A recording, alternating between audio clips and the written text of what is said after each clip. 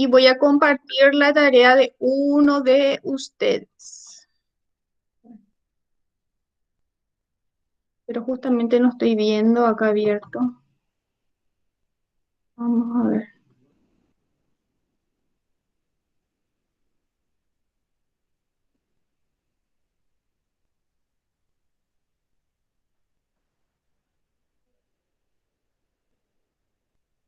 ¿Me dicen ustedes si se visualiza el Word?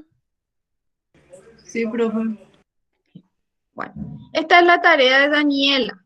No sé si está Daniela presente, pero vamos a mirar cómo ella resolvió.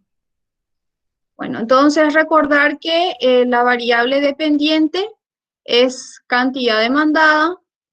Una de las variables explicativas es el precio del el ingreso del consumidor y otra de las variables es el precio.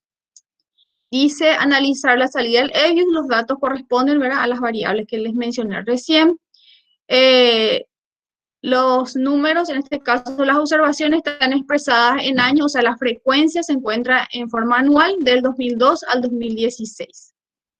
Y acá en este caso, vamos a agrandar un poquito para que se visualice mejor, dice escribir la ecuación e interpretar. Entonces, aquí tenemos, ¿verdad?, cantidad demandada es la variable dependiente. Ella escribió beta 2 es igual a 0,98 negativo. Dice, manteniendo constante los niveles del ingreso del consumidor por cada aumento de una unidad, digamos, de $1 del precio, un dólar, ¿sí? La cantidad demandada del consumidor disminuirá en 0,98 centavos. Va a disminuir porque el signo es negativo. Entonces, por cada aumento de una unidad, digamos, de $1, está bien. El beta 3 dice 0,038. Entonces, manteniendo constante los niveles del precio del consumidor por cada aumento de una unidad, digamos, de $1 de ingreso, la cantidad demandada aumentará en 0,03 centavos. Está bien. Luego dice el punto B, testee la significancia individual y global. Entonces tenemos acá la significancia individual, ¿verdad? Recordar siempre que primerito tenemos que formular la hipótesis nula. En este caso, beta 2 es igual a 0, la alternativa beta 2 es distinto a 0. La probabilidad es de 0,15, dice. Entonces, 15%. Entonces, debido a que la probabilidad es mayor al 5%, no rechazamos la hipótesis nula. Por lo tanto, ¿beta 2 es distinto a 0 o es igual a 0? Igual a 0. Ahí Igual a está, 0. ahí está. Entonces, por lo tanto, beta 2 es igual a 0. ¿Cómo pintar, Daniela? Entonces, beta 2 Sí, es igual a 0. Y beta 2 dice, no es estadísticamente significativo en forma individual. ¿Sí? Entonces, porque beta 2 es igual a 0. Por ese motivo no es estadísticamente significativo en forma individual. ¿Quedó claro? ¿Está ahí, Daniela? sí, profe. Ahora quedó claro. Estaba un poco Bueno, confundida. esa es la idea. Bueno, genial, esa es la idea, ¿verdad? Porque muchas veces al hacer y solamente así corrigiéndoles, yo puedo saber si ustedes están entendiendo o no, ¿verdad? Entonces, recordar que la regla dice que la probabilidad debe ser menor al nivel de significancia 5%, al alfa, que es el nivel de significancia 5%. En este caso es mayor al 15%, ¿sí? Entonces, en este caso, cuando la probabilidad es mayor al nivel de significancia, obviamente no rechazamos la hipótesis nula y por lo tanto, al no rechazar esta hipótesis nula, entonces aceptamos de que beta 2 es igual a 0.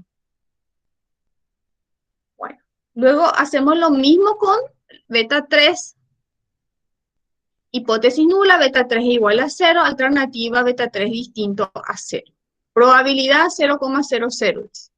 Debido a que la probabilidad es menor al 5%, rechazamos la hipótesis nula, por lo tanto, beta 3. A ver, Daniela. debido a que la probabilidad es menor al 5%, rechazamos la hipótesis nula. Esto rechazamos. Entonces, beta 3 Beta aquí 3 es igual. no es igual a 0. No es igual a 0, ¿sí? Entonces aquí, entonces vamos a marcar acá, exactamente al revés está. Entonces, beta 3 no es igual a 0. Y beta 3 es estadísticamente significativo en forma individual. Exactamente al revés de Daniela. ¿Quedó claro? Sí, estaba confundiendo yo los conceptos ahí. Pero ahora ya Entonces, me quedó bien claro. bueno, entonces lo que tenemos que tener en cuenta es cuando nosotros rechazamos esta hipótesis, si rechazamos esta, quiere decir que esta no rechazamos. Y viceversa, ¿sí? Luego dice en el siguiente punto, significancia global. Hipótesis nula, dice beta 2 es igual a beta 3 y esto es igual a 0. La alternativa beta 2 es igual a beta 3, es igual a beta 3 y estos no son iguales a 0. ¿Sí? Beta 2 es igual a beta 3 y estos no son iguales a 0. Dice, probabilidad 0,00, rechazamos la hipótesis nula y los estimadores son estadísticamente significativos en forma global. Acá tu formulación nomás está acá, mal. Vamos a ver si encuentro un signo. A ver. En la parte de insertar. Ahí está. Ahí está ya. Ahí está. Entonces, beta 2 es igual a beta 3 y esto es distinto a 0. Ya está. Después dice en el 6, dice verificar la presencia o ausencia de multicolinealidad. Utilizar todos los elementos. Bueno. Acá dice Daniela que no existe multicolinealidad imperfecta entre el precio y el ingreso del consumidor debido a que el R23 arroja un lineal bajo. ¿Qué significa lineal bajo? ¿Qué significa lineal bajo, Daniela?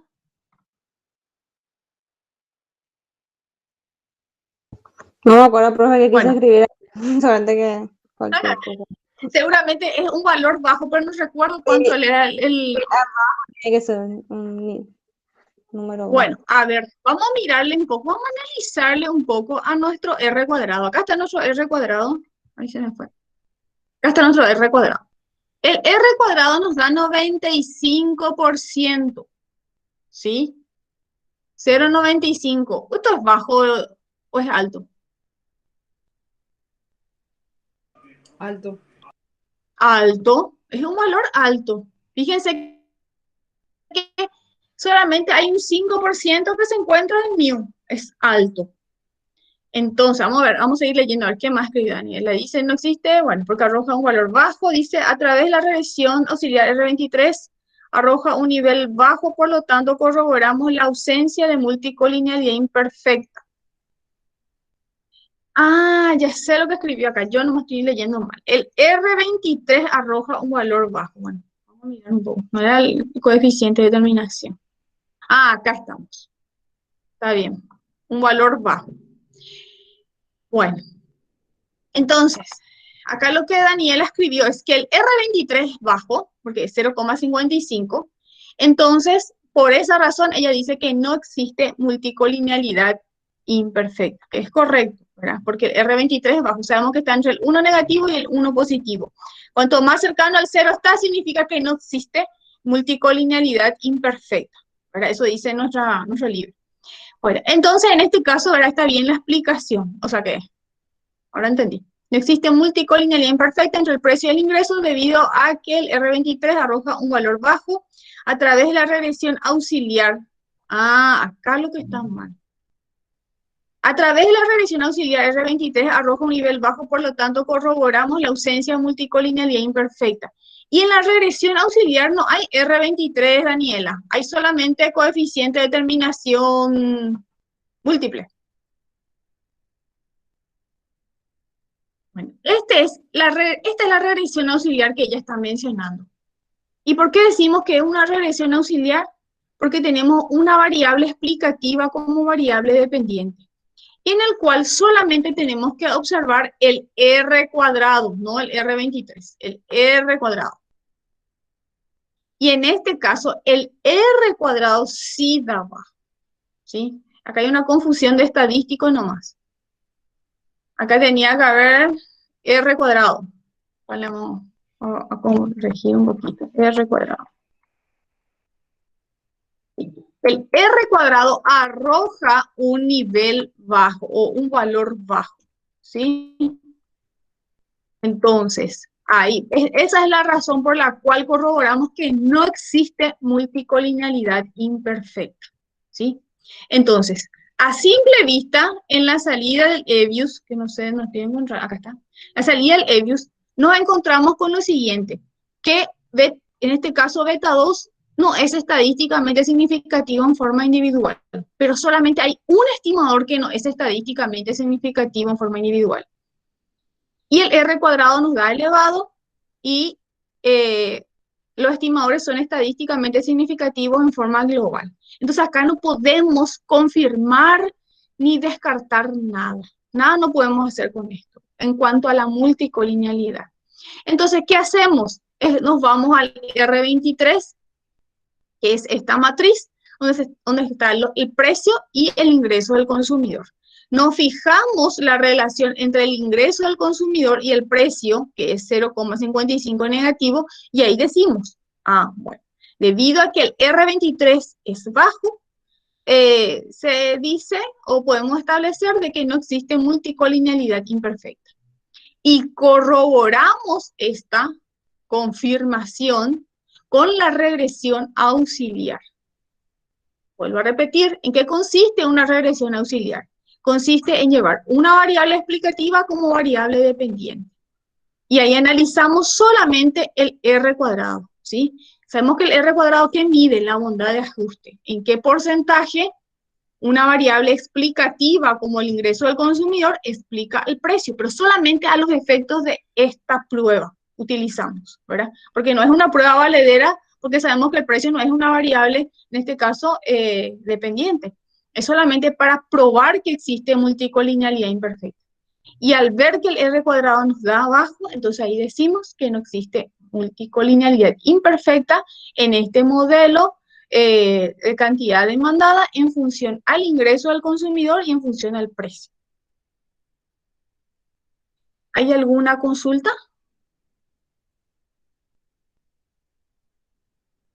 Señores, señoritas. No, profe. De mi parte no, profe. ¿Qué hay que mirar? A ver, Isaac. Primero hay que mirar la matriz en donde encontramos el R cuadrado 23, o primero miramos para identificar la multicolinealidad. Bueno, a ver, Isaac. Primerito miras esta salida de nuestra ecuación, ¿sí? Primerito miras el valor del error estándar. Te fijas, en este caso, el error estándar de beta 2, si te fijas, es un valor no muy pequeño. Fíjate que es 0,64. Y nosotros estamos acostumbrados a ver un error estándar pequeñísimo, que es, en este caso, por ejemplo, de beta 3 es 0,03, ¿verdad?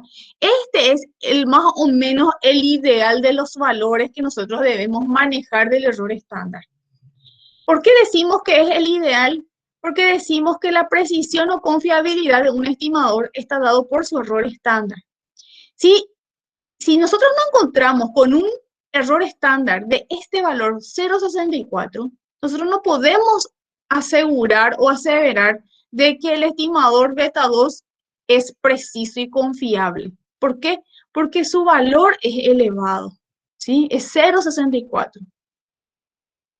Bueno, entonces esto mismo nos confirma entonces al ver la probabilidad. Cuando nos encontramos con un error estándar elevado, automáticamente esto modifica la probabilidad.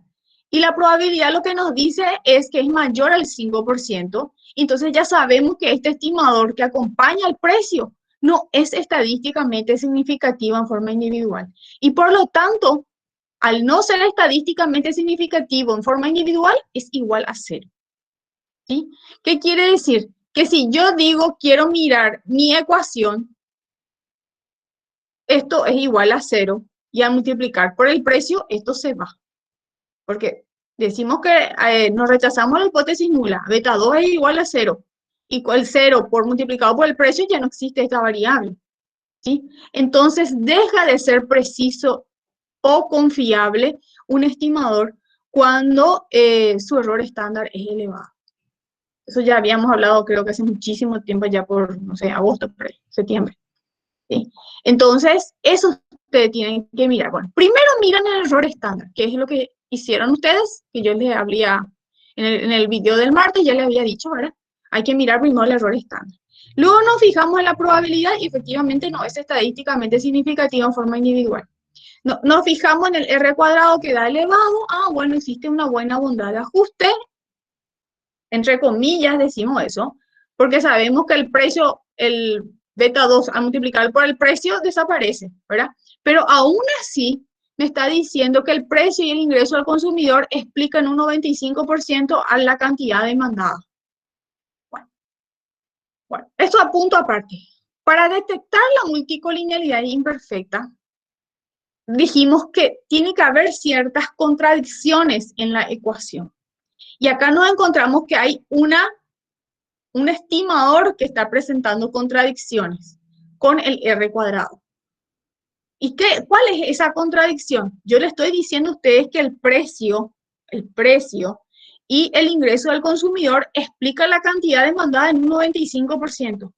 Pero ¿cómo puede suceder eso si el precio es igual a 0, multiplico por, perdón, beta 2 es igual a 0, multiplico por el precio y eso desaparece? Entonces, eso les tiene que llamar la atención a ustedes, que un estimador no sea estadísticamente significativo. Bueno, entonces, ¿qué hacemos? Usamos otra prueba, que es el R23, que es la matriz justamente que vos estabas mencionando, y ahí con esto nosotros ya podemos descartar que exista, ¿verdad?, el problema de la multicolinealidad imperfecta, ¿sí? Porque la relación entre el precio y el ingreso del consumidor es 0,55 negativo, no es un valor alto, ¿sí?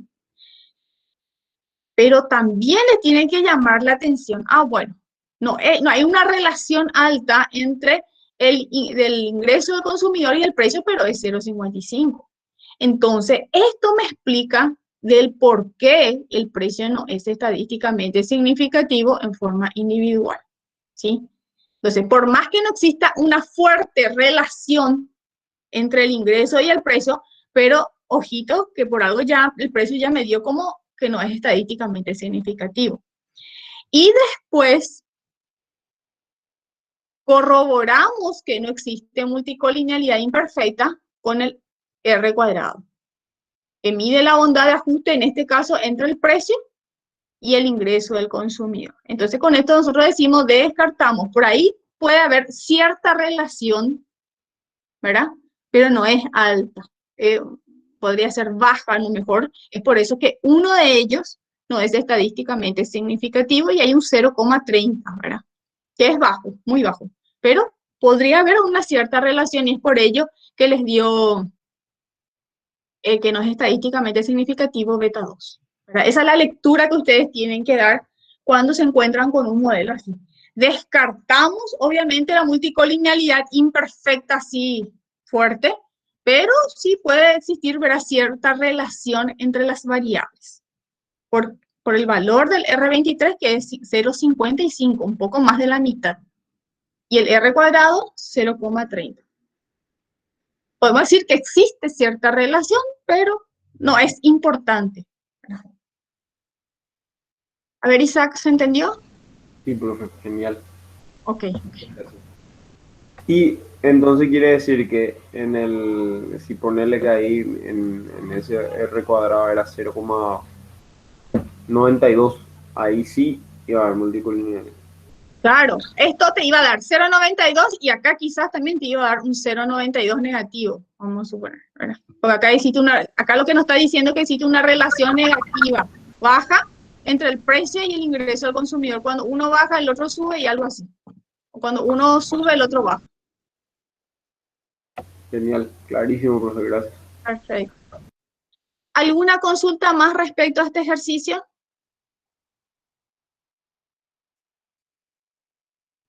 ¿no? De mi parte no, profe. Bueno, nosotros vamos a ir haciendo, a medida que vayamos avanzando, ¿verdad? Ya estamos ya en la parte final, ¿verdad? Ya vimos lo que es multicolinealidad, hoy vamos a empezar con lo que es heterocedasticidad. Vamos a utilizar el EViews. Me dicen ustedes si pudieron descargar el EViews, si ya pudieron utilizar. Me dicen, me comentan un poco sobre eso. Profe, vamos a saber nomás. Yo pude descargar el Levius, pero en el examen ¿nos va a dar así o vamos a usar el Levius? Así como... Sí, para econometría 1, que o sea, ustedes están llevando econometría 1 en el séptimo, nosotros, yo les voy a dar la salida del EViews de esta manera, ¿sí? Pero yo les voy a pedir a ustedes que interpreten, ¿sí? Porque, como les dije, ustedes ya tienen... ahora. Así, así mismo. Así, les voy a dar un ejercicio, les voy a dar todas las salidas y ustedes van a saber, van a tener que interpretar qué significa esta salida. Yo, por ejemplo, no les voy a explicar a ustedes, no les voy a poner, la segunda salida tiene que ver con una regresión auxiliar. No, ustedes tienen que saber qué significa esto.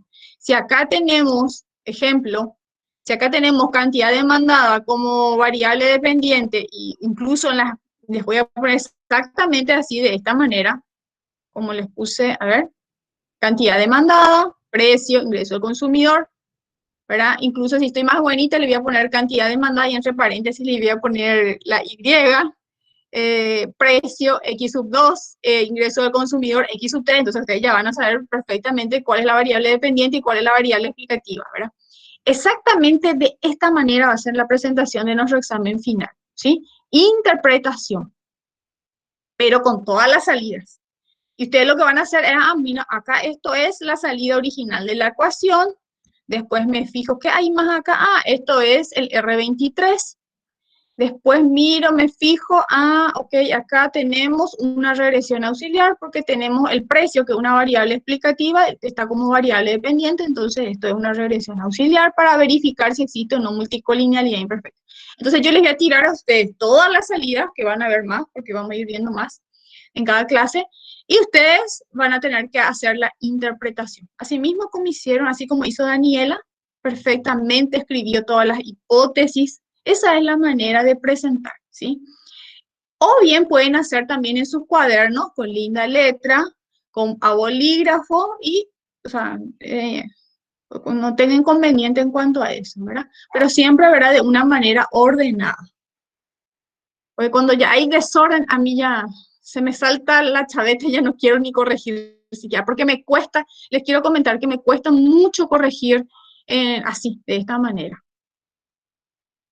Lo de Daniela estuvo genial por el hecho de que hizo en un archivo Word, escribió todo súper bien, ¿verdad? Pero hay veces que cuando está desordenado en el cuaderno y le sacan fotos de, así por ejemplo, de lejos, entonces yo pongo a abrir, pero tengo que así agrandar, me cuesta un poco, ¿verdad? Sin embargo, si es que, por ejemplo, escanean, entonces ahí ya es más fácil, o si le sacan foto de arriba, entonces es espectacular. Profe, eso por ejemplo es el problema con la plataforma. Yo cuando saco foto con mi celular quiero subir, me dice que es muy grande, pero si no puedo quitar tampoco mal. Y por más que escaneo, igual me dice que el archivo es grande y tengo que pasar a mi correo, o sea, en un tamaño más chico y ahí descargar y volver a subir recién así. Alma, ¿sabe cómo le hice yo ahora? Porque yo le saqué foto. Yo le saqué foto y le agregué al Word. Y saqué 3 fotos porque justamente no quería que la profe se confunda. Entonces corté, 1, 2, 3 y sin problema me subió. O sea, supongo que al poner en Word no queda tan pesado para la plataforma. Ay, puede ser, puede ser. ¿Saben qué? También a mí, por ejemplo, me estuvo pasando. Yo me di cuenta que cuando el PowerPoint, yo como docente, ¿verdad? Uso mucho el Power y le voy sacando fotos del libro, por ejemplo, y le voy pegando, o eso que ustedes veían como yo hacía, ¿verdad? Y cuando subo con el PowerPoint es pesadísimo, pero cuando subo en formato PDF, sube con todo. Recuerden ustedes que yo tenía un PowerPoint larguísimo que no terminaba nunca, que tipo de la segunda clase y ahí yo le iba agregando cosas. Y ese, por ejemplo, estaba en formato PDF y sin problema subía, ¿verdad? En todas las plataformas, en la UTED, en la Claro Online que uso también con los de la Católica, súper bien. Entonces yo les recomiendo, por ahí suben al Word y después convierten en PDF. No sé qué tipo de PDF tiene que ser, porque me dijeron también que cuando hay determinados, no sé, versión o no sé qué, de qué depende, pero el que yo tengo por lo menos sube sin problema. Ahora, no sé también el tema de las tareas, ¿verdad? Una cosa es que yo como docente suba mi material y otra cosa ustedes como alumnos, ¿verdad? Que suban. Pero es cuestión de ver un poquito. O sea que, y con el escaneo me parece que es fácil, porque mis alumnos como les dije, la católica también utilizan el escáner y con eso suben sin problema. No sé qué aplicación tenés que tener como para que poder escanear. Eso es lo que no sé todavía, porque no sé nunca. Sí, es con el celular. Hay uno que se llama Cam Scanner, que más o bien escanea y no es pesado los PDF. Puedes incluso hacer que sea más liviano. Entonces se sube muy tranquilamente a la plataforma. Yo ese no lo uso. Y Sí, yo con ese también usé queda ese, profe. espectacular. Genial. Y con ese Sí, queda re bien. espectacular porque yo puedo leer súper bien porque es como si fuera el cuaderno de ustedes. O sea, para mí me facilita mucho el trabajo. Pero también depende en que tengan la aplicación y todas esas cuestiones. Bueno, ¿alguna consulta más con respecto a este ejercicio? ¿No? Entonces ya vamos a entrar en heterocedasticidad.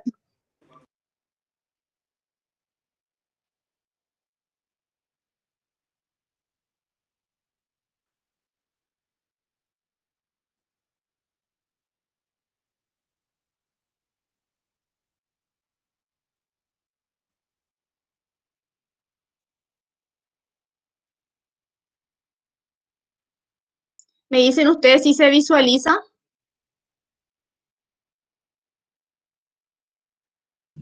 Sí, profe, se ve. Sí, profe. Bueno, vamos a hablar hoy sobre la heterocedasticidad y les comento que nosotros no vamos a estudiar muy a profundidad en relación a lo que es toda la heterocedasticidad, pero sí, cuando llevan econometría 2 en el noveno, sí vamos a estudiar muchísimo, muy profundo.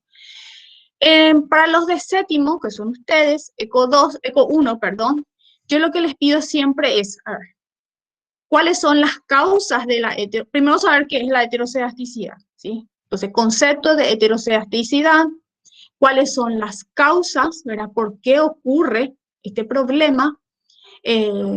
¿Cómo podemos detectar, ¿sí? Formas de detectar este tipo de problemas, ¿sí?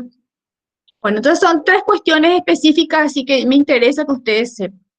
Ahora bien, cuando estén en noveno, sí ya tenemos que buscar la forma de solucionar el problema, porque sabemos que la heterocedasticidad es la violación del supuesto, ¿sí? Estamos entrando en un problema grave, digamos así, de econometría. Entonces, sí, a los de noveno sí les pido que me solucionen el problema, ¿verdad? Pero a ustedes no les voy a pedir todavía. Entonces dice acá, ¿cuál es la naturaleza de la heterocedasticidad? ¿Verdad? ¿Por qué ocurre este tipo de problemas? Pero primero tenemos que irnos al concepto. Nosotros habíamos visto los 10 supuestos. Y hay un supuesto que es el número 4, que habla sobre la homocedasticidad. A ver si recuerdan un poquito qué significa la homocedasticidad. A ver si alguien se acuerda. Acá tenemos nuestro concepto, dice, este es el supuesto de homocedasticidad o igual dispersión. Entonces, cuando hablamos de homocedasticidad, decimos que cualquiera sean los valores de X, que es la variable explicativa, la varianza de mu siempre se debe comportar de manera constante. ¿Qué quiere decir? Que tiene igual varianza. Eso significa homocedasticidad, igual varianza. Acá tenemos, dice, igual dispersión o igual varianza. Y nosotros les representamos de esta manera. La esperanza de mu al cuadrado es igual a su varianza homocedástica al cuadrado. Recordar que la letra E significa esperanza, valor esperado o la media, ¿sí? Entonces, en este caso dice que la esperanza de mu al cuadrado es igual a su varianza homocedástica al cuadrado. Esto significa entonces homocedasticidad. De esta manera, verás, se representa. Bueno, a ver. Y este era el gráfico que yo les había mostrado a ustedes, ¿verdad? Que ya habíamos visto, ¿verdad? Cuando les expliqué sobre qué significaba la homocedasticidad. Y este es el mismo gráfico que tenemos, ¿verdad? Que está en nuestro libro, ¿verdad? En aquel entonces que estábamos más o menos en el capítulo 3, y ahora que estamos en el capítulo 11, se repite nuestro mismo gráfico, ¿verdad? Como cualquiera sean los valores de X, en este caso el ingreso, este es el ejemplo que les había mostrado, ¿verdad? En aquel entonces, cómo es que va aumentando el ingreso, cualquiera sea los valores de X, en este caso el ingreso, cómo la varianza de mu se comporta de la misma manera. Esto era en la relación de ahorro-ingreso, ¿verdad? Entonces, en este caso, ¿verdad? Nos fijamos y la varianza de mu en las tres oportunidades se comporta de la misma manera. Entonces, en este caso, cuando nos encontramos con campanas de esta manera, significa que el modelo es homocedástico, ¿sí? Y acá ocurre lo contrario. Cualquiera sean los valores de X, fíjense, la varianza de mu ya no se comporta de manera igual. Acá tenemos una campana más alta, acá tenemos una campana media, acá tenemos una campana como más plana, ¿verdad? O chata. ¿Qué quiere decir esto? Que las personas, según vayan aumentando su ingreso, no ahorran igual, ¿verdad? Ahorran de manera diferente. Y sabemos que eso muchas veces en la realidad se da, ¿sí? Que las personas, a medida que van aumentando su ingreso, puede ser que gaste todo su ahorro, puede ser que ahorre más, ¿verdad? Porque sabemos que tenemos como un colchón, digámoslo así, que nos va a estar sosteniendo, ¿verdad? A medida que va aumentando el ingreso. Entonces, eso depende, ¿verdad? Ya de la postura que tome la persona, la costumbre, ¿verdad? Que tenga al ahorro. En este caso, para el ejemplo, ahorro-ingreso. Bueno, de eso se trata, ¿verdad? La heterocedasticidad. Bueno, dice, hay diversas razones por las cuales las varianzas de mu pueden ser variables o pueden ser diferentes o no pueden presentarse, ¿verdad? De una manera no constante. Y acá dice, nuestro primer punto dice, modelos de aprendizaje sobre errores. ¿Sí? Yo les pregunto a ustedes, cuando ustedes empezaron a utilizar las computadoras, me imagino que habrán sido chicos, ¿verdad? Cuando tocaron, o sea, la primera computadora, ¿cómo ustedes escribían?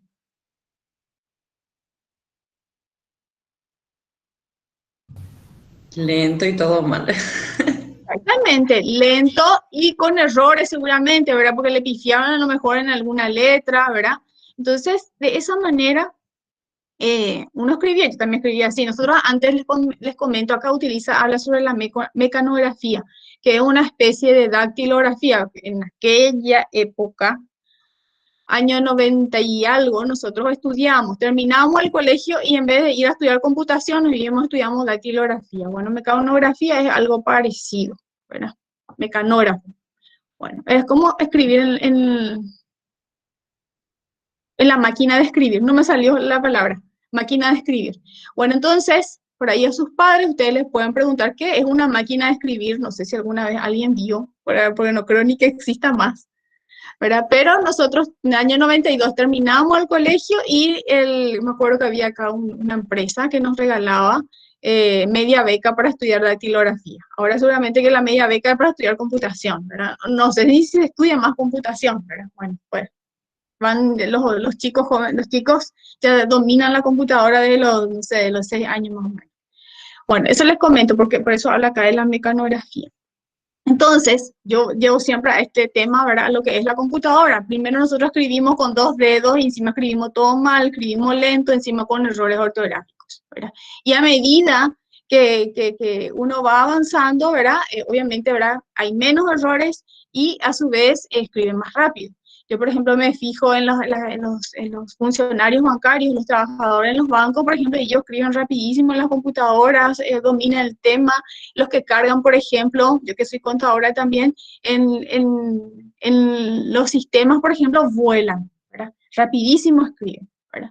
Bueno, entonces, a eso se refiere, ¿verdad? Que a medida que uno se va capacitando o tiene, ¿verdad? Mayor tiempo, ¿verdad? Trabajando en X, en lo que sea, uno, ¿verdad? va disminuyendo ese margen de error. Y ese margen de error es lo que justamente produce el problema de la heterocedasticidad. Después dice el punto 2. A medida que aumentan los ingresos, la gente posee más ingreso discrecional. ¿Qué significa ingreso discrecional?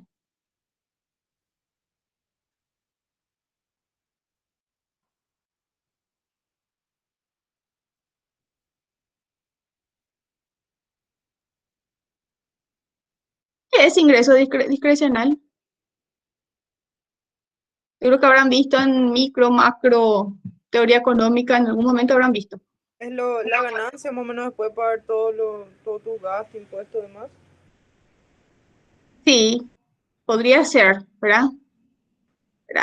Lo que dice acá, a medida que aumentan los ingresos, la gente posee, ¿verdad?, más ingresos discrecional. ¿Qué quiere decir? Yo tengo mayor capacidad de decisión para poder elegir los bienes que quiero adquirir, por ejemplo, ¿verdad?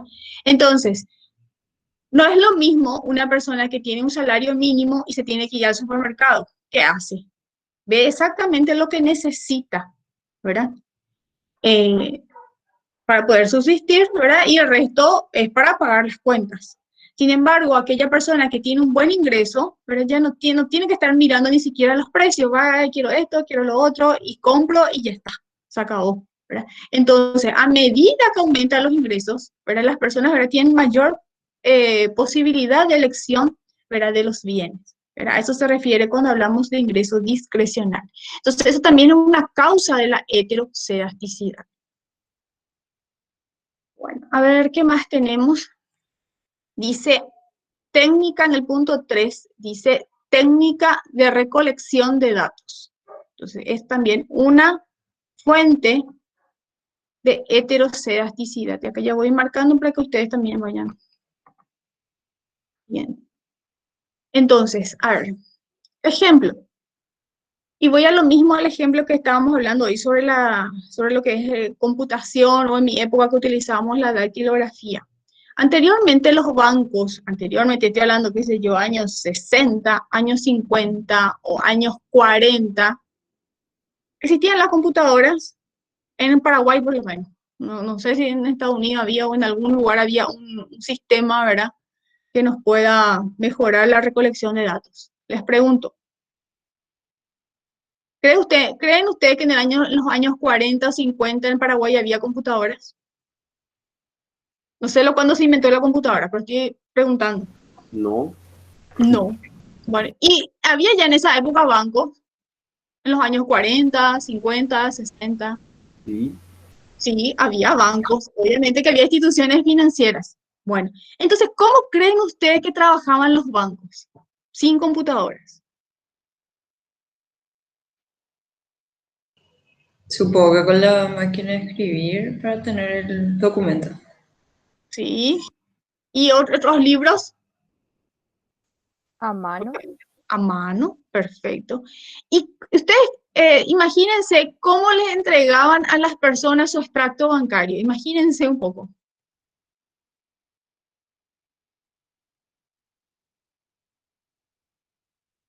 Y un papel donde le decía el saldo. Firmado. Exactamente. Pero es que yo me A ver. acuerdo que cuando yo era chico, aunque se daban computadoras, me acuerdo que era todavía, o sea, cuando no existía todo lo que es home banking y eso, y era así, era a computadora, pero el saldo y ya. Y vos con eso más o menos te manejabas. Exactamente, y para eso es que teníamos que tener nosotros teníamos que hacer nuestro control cruzado, ¿verdad? Nuestro libro banco tenía que estar al día. Por ejemplo, les comento yo que soy hija de comerciante. Claro, yo no viví en los años 40 ni 60 ni nada, ¿verdad? Tanto no tengo, ¿verdad? Pero mi papá sí trabajaba con sus hermanos y él nos cuenta que, por ejemplo, las instituciones bancarias, por ejemplo, hacían en una hoja, ¿verdad?, en triplicado, ¿verdad?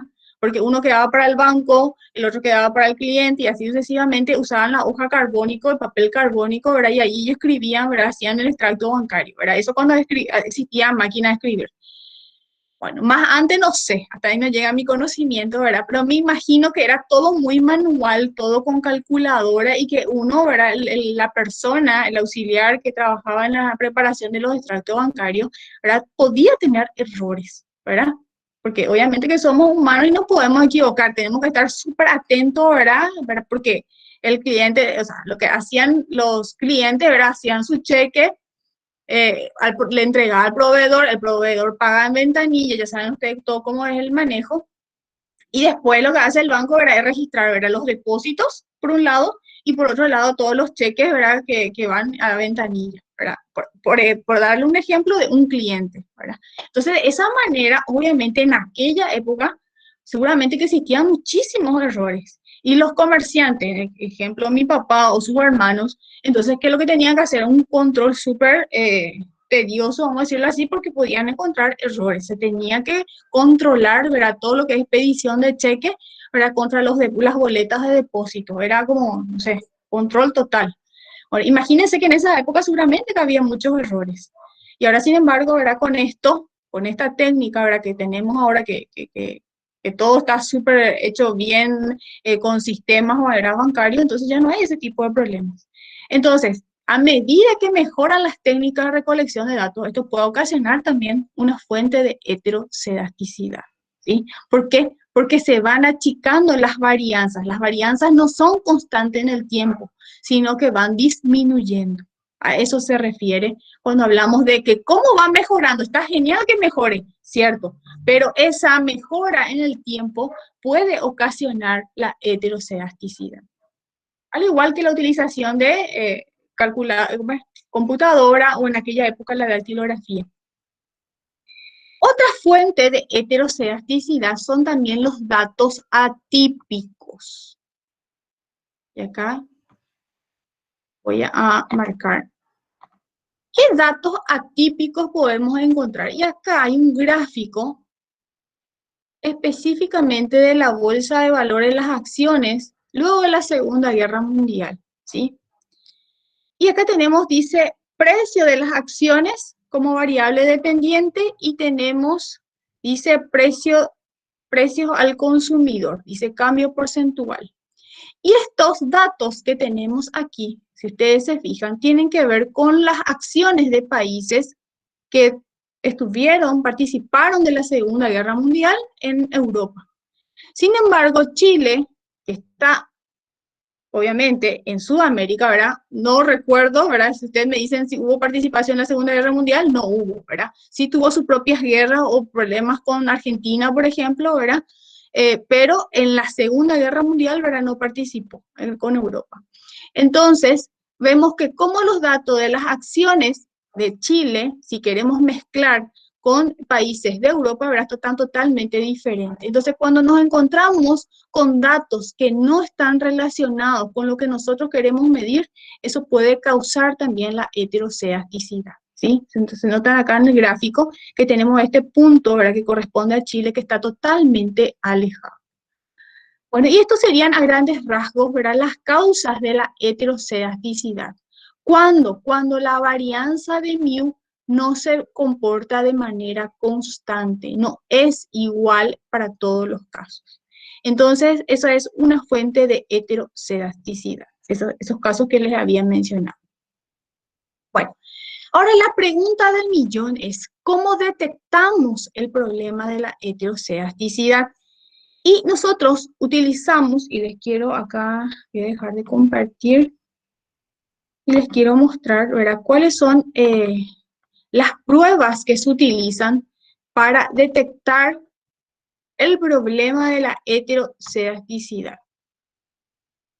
Un ratito. Está también en el libro, pero está larguito, entonces les quiero para simplificar nada más.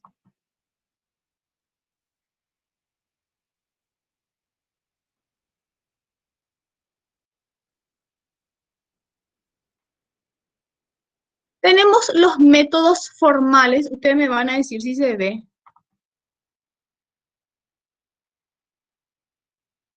¿Estamos? ¿Se ve? Sí, Ok. sí. Bueno, por un lado tenemos los métodos informales que son a través del gráfico como el que les mostré recién, ¿verdad? Que podemos graficar en el EBIUS.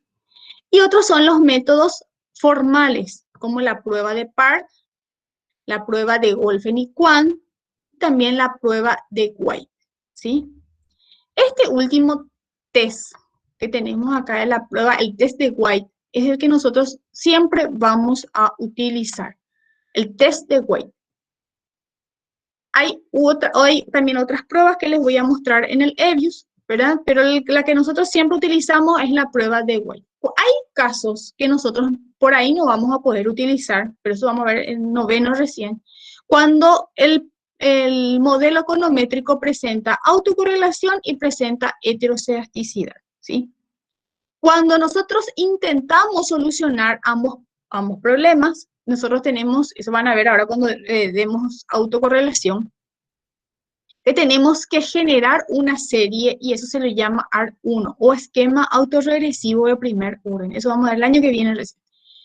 Bueno, y hay casos en que la prueba de White no podemos utilizar y para eso están las otras pruebas, ¿sí?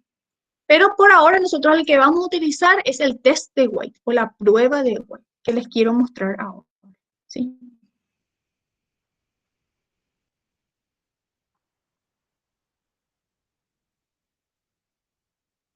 Bueno.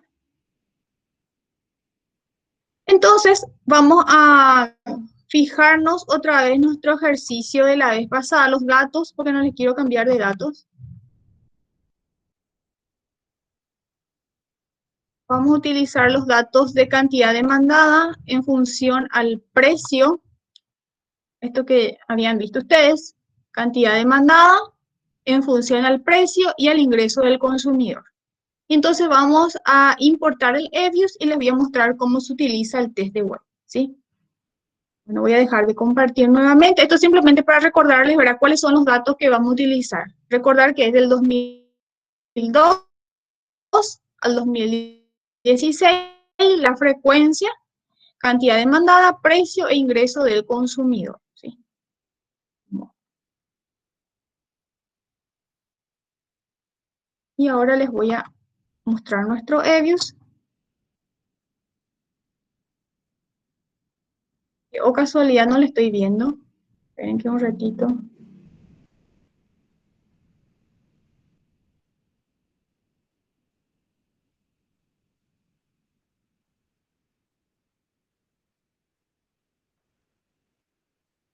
Ahora sí ya les veo.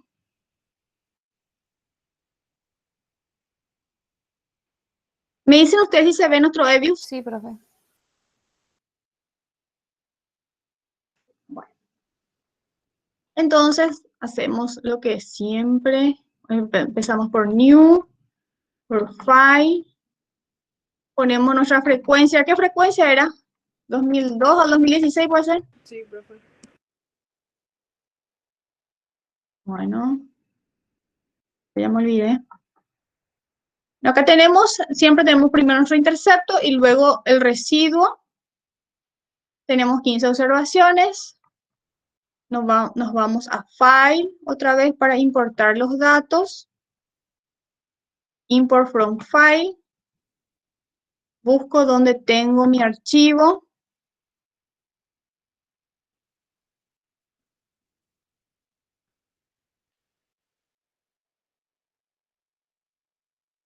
Le doy a abrir. Siguiente. Siguiente. Siguiente. Finish. Y acá tenemos ya entonces, fíjense, ya tenemos nuestras variables, el intercepto y el residuo.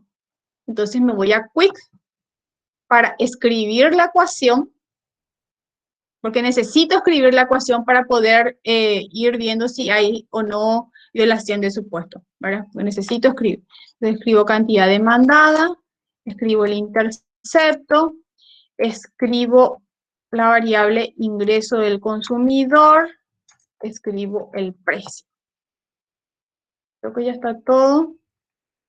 Le doy a aceptar. Y acá está nuestra salida del EBIUS, ¿sí? Este es el mismo que teníamos nosotros en nuestro ejercicio para la salida del EBIUS, ¿sí? Bueno, ¿qué tengo que hacer? Me voy a View, esto es un paso nuevo para poder ir al test de White. Me voy a View,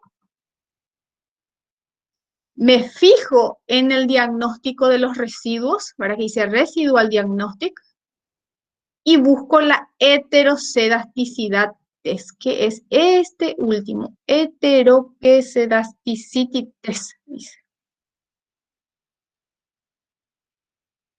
Sí, eso dice.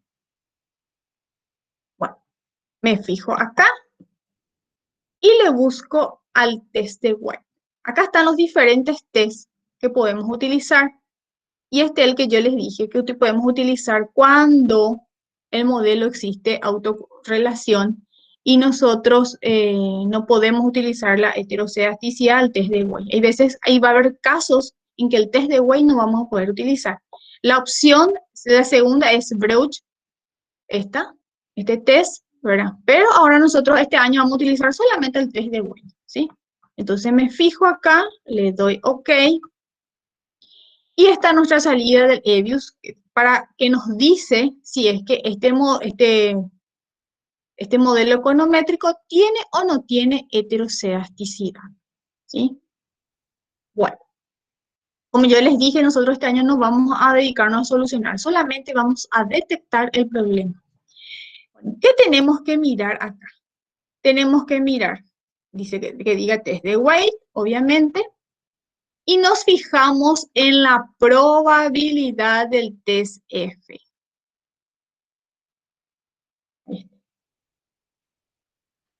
Bueno, ¿qué tenemos que saber? Tenemos que formular una hipótesis nula y otra alternativa. Y quiero que vayan escribiendo. Hipótesis nula, escriben, el modelo es homocedástico. Hipótesis alternativa, el modelo es heterocedástico. ¿Escribieron?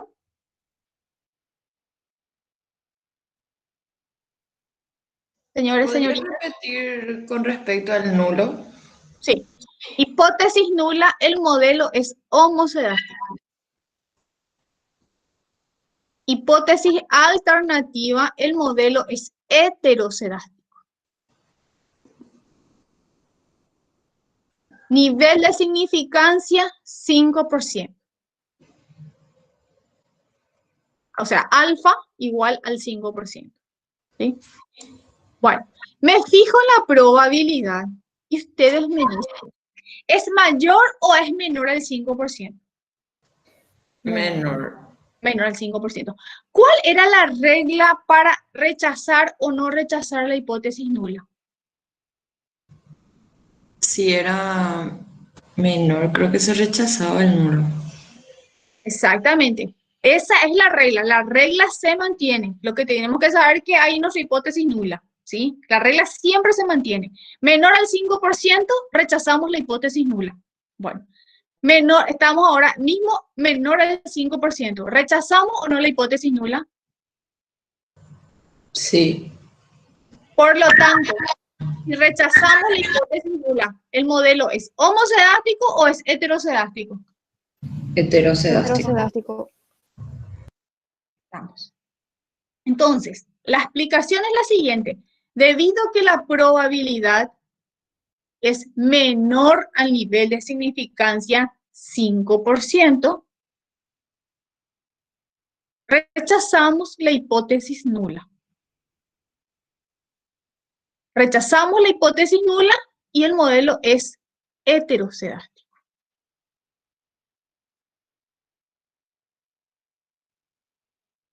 Esa es la explicación.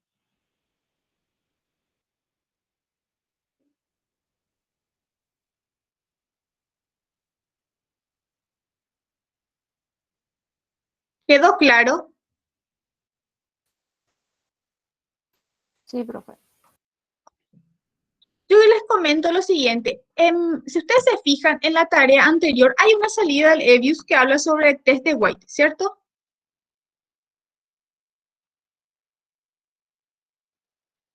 Fíjense un poquito.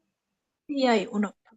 Bueno, Entonces, como ya tienen ustedes, entonces ustedes pueden ir, y como es el mismo ejercicio, entonces ustedes ya pueden escribir ya ahí, entonces como ya tienen la salida, entonces pueden escribir al costadito, ahí en ese mismo Word, entonces ustedes ya hacen la interpretación, ponen abajo hipótesis nula, hipótesis alternativa, entonces lo único que tenemos que mirar siempre acá es la probabilidad. La probabilidad, como les dije, debe ser menor al 5% para rechazar la hipótesis nula, ¿sí? ¿Qué tenemos que saber? ¿Qué es lo que va en la hipótesis nula? Y les comento, cuando hablamos de violación de supuesto, siempre lo lindo va a estar en la hipótesis nula y lo feo va a estar en la hipótesis alternativa. Entonces, si hablamos de heterocedasticidad, lo bueno es el modelo es homocedástico. Si hablamos de autocorrelación, ¿qué dice nuestro supuesto? No debe existir autocorrelación entre las perturbaciones. Quiere decir que la hipótesis nula dice no existe autocorrelación. Y en la alternativa sí existe autocorrelación. En caso de error de especificación, el modelo está correctamente especificado. Hipótesis nula. La alternativa, el modelo no está correctamente especificado. Entonces, les vuelvo a repetir, siempre lo lindo va a estar en la hipótesis nula. Y la alternativa va a estar lo malo. En este caso sabemos que violación de supuesto es lo que nos permite trabajar con un modelo econométrico. Cuando el modelo presenta heterocedasticidad, presenta autocorrelación o no está correctamente especificado, obviamente que nos dificulta ver el trabajo. Primero tenemos que solucionar y luego después recién podemos trabajar, ¿sí? ¿Alguna consulta? De mi parte no, profe. ¿Los demás entendieron todos? Sí, profe. Ok. Bueno, entonces, de esta manera, ahora el martes, por ejemplo, vamos a hacer otro ejercicio y vamos a ir agregándole cuestiones. Ahora, por ejemplo, para el martes, por ejemplo, vamos a hacer un ejercicio completo donde vamos a detectar multicolinealidad, vamos a hacer la interpretación y vamos ya a utilizar el test de Word, ¿sí? Entonces, para el martes vamos a hacer un nuevo ejercicio o por ahí podemos hacer el primero que tiene que ver con fuerza laboral y años de educación. Creo que a ese modelo no le analizamos la multicolinealidad, entonces vamos a analizar la multicolinealidad y vamos a analizar la heterocedasticidad. Y el viernes que viene vamos a dar autocorrelación y así vamos a ir haciendo, ¿verdad? Un martes hacemos ejercicio y el viernes damos clases nuevas hasta que se terminen nuestras clases. ¿Está bien? Sí, profe. Sí, profe. Sí, profe. Profe, este ejercicio te pedía luego heterocedasticidad. Y luego creo que era error. De especificación. Sí. Sí, entonces ustedes le pueden ir agregando, ir resolviendo ahí abajo, porque yo ya les mostré, ¿verdad? Entonces pueden ir agregándole la información, ¿verdad? Primero siempre formular la hipótesis nula y la alternativa. Eso es lo que tienen que saber. Cuando hablamos de violación de supuestos, siempre formulamos una hipótesis nula y otra la alternativa, ¿verdad? Y luego nos fijamos en las probabilidades. Se fijaron que no es difícil detectar. Siempre atender simplemente las reglas, ¿verdad? Menor al 5%, rechazamos la hipótesis nula y entonces ahí ya con eso, pero tenemos que recordar qué hay en la hipótesis nula. Entonces, así no hay forma de equivocarse. ¿Está bien? Sí, profe. Sí, profe. Bueno, si no hay una consulta más, terminamos nuestra clase entonces. Dale, profe. No, Bueno, martes. nos vemos el martes si Dios quiere. Y sigo Buen fin de- esperando las tareas. Sí, buen fin de semana, Isaac. Y sigo esperando las tareas porque de los 36 hasta que empezó teníamos solamente 17 tareas, ¿sí? Entonces vayan entregando sus tareas porque vale 3 puntos, ¿verdad? Y en este momento no estamos como para desperdiciar los puntajes, ¿sí? Bueno, que tengan un lindo fin de semana. Gracias, profe, igualmente. Gracias, Chau, chau. profe. Igualmente para usted también.